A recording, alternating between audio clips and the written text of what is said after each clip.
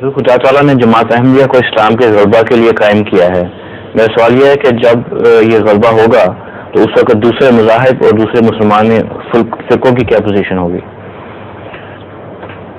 وہ مغلوب ہوں گے،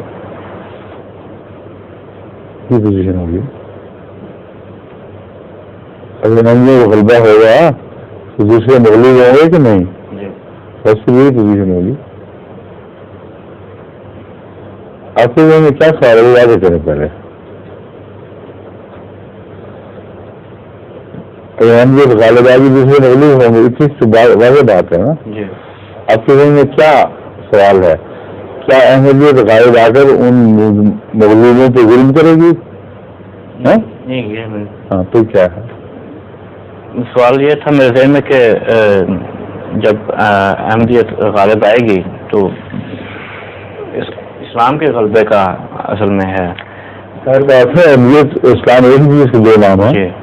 پھر تو دوسرے مسلمان فرقے جو ہیں کہ ان کا اس میں کیا حصہ ہوگا؟ اس قسم وہ اکثر احمدیت میں مل جائیں گے تبھی تو احمدیت غالب آئے گی.